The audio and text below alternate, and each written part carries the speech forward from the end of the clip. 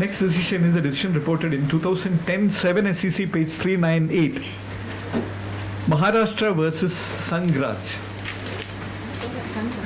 I have chosen this topic because it constitutes an interesting deviation from the heavy stuff you find in the Constitution, and you come back to the ground, as it were. This provision in the CRPC. It's section 95 and 96 of the CRPC.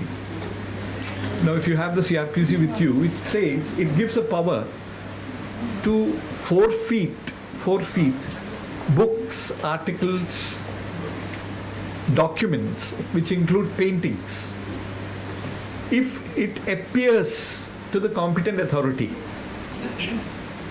to be a case of commission of offences under section 124A, 153A and 3-4 other, 292, obscenity, for example.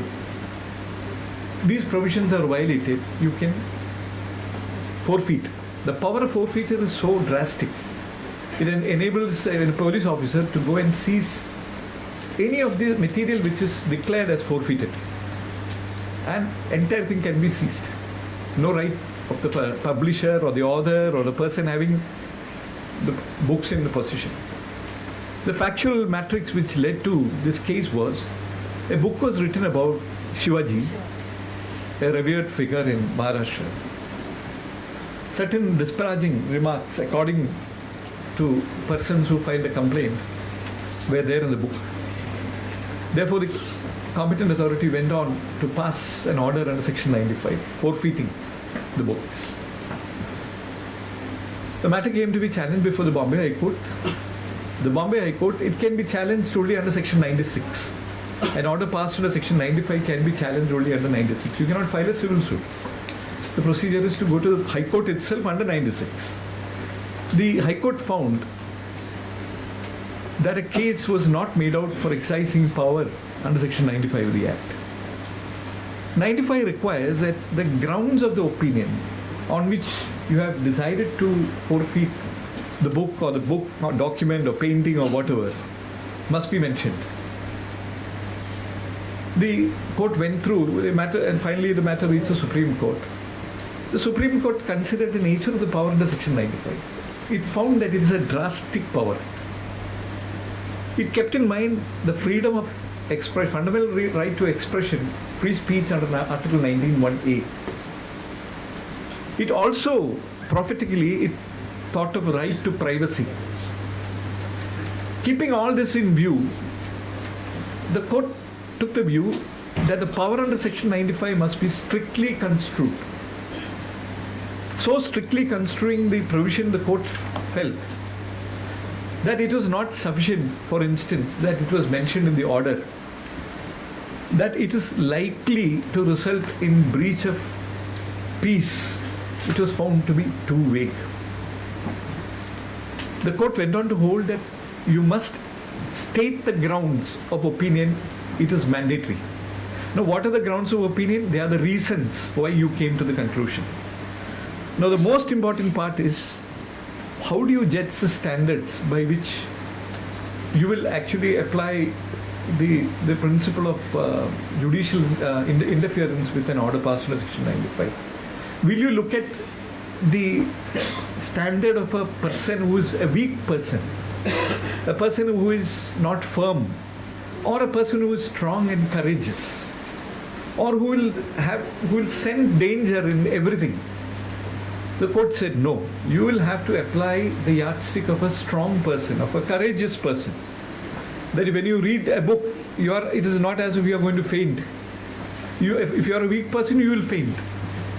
But if you apply that standard, hardly any book or any publication or any painting will pass muster. And what was at stake is a freedom of expression, speech. So the court did a wonderful balancing act. And speaking through Justice D.K. Jain, the court went on to uphold the order of the High Court by which the order striking down the order under section 95 was upheld. Court interestingly also said that it is not sufficient to make a magic incantation of, as it were, of the statutory provision. Just court must really, the authority must apply its mind and stray sentence, for example, in a book. You can always find a stray sentence and say that is a dangerous book, it has to be forfeited. Then there will be no freedom in the country if you are going to do that. So court said you can't do that. You have to read the book as a whole. You'll have to apply your mind. You don't have to extract the entire book, but the most relevant passages, you have to do that. Then another thing which the court said was that allegations which may be made, the book or the publication may be based on folklore, history or tradition. It will accentuate the defense to a great extent. It will help the author of the book in saying, I was only following the folklore or the tradition or the history which is there. But the court went on also to say that under section 153A, it is not a complete defense to say that I have done a strict adherence to history. Even if you have completely adhered to historical facts, in other words, you may still end up committing an offense under section 153A. The purpose is something different. So this is a case where I thought it is important that because it preserves, balances two fundamental right on the one hand and interests of the society on the other hand. The next decision, which I think is the last, which Sangeet versus Haryana, 2013, 2 SEC page 452.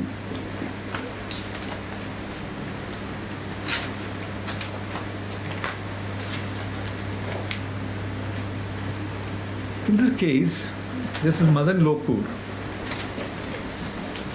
has dwelt upon the issue of sentencing in criminal cases. Cases involving the death penalty. What has been the history of the judicial approach? Starting with 1973, 1 SEC page 20, Jagmohan case. The court took the view that in the said case, the policy which was found embedded in the judgment of the court was to balance the mitigating circumstances of the crime versus the aggravating circumstances of the crime.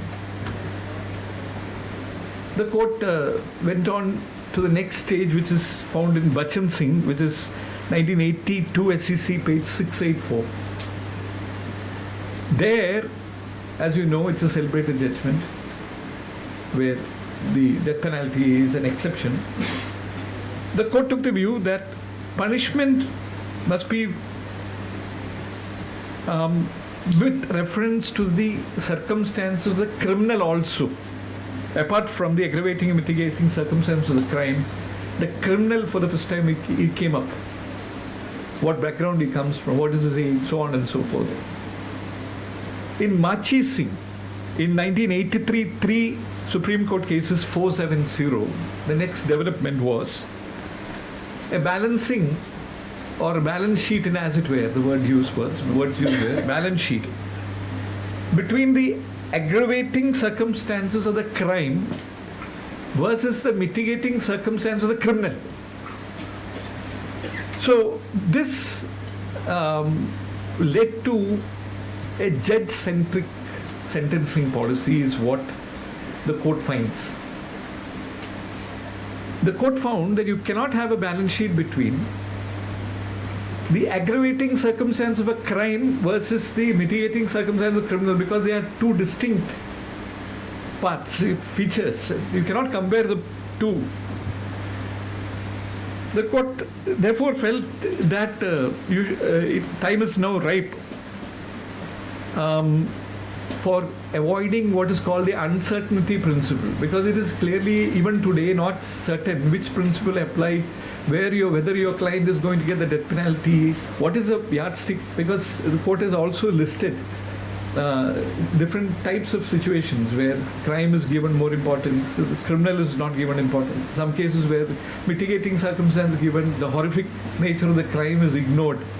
So this leads to a complete chaos.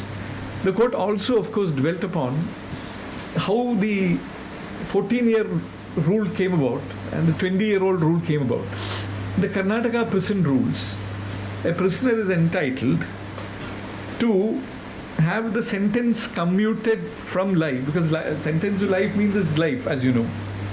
So how you get over it is, first it will be commuted to 20 years. After it is commuted to 20 years, by virtue of the remissions which are granted, earned or granted, it gets reduced to 14 years.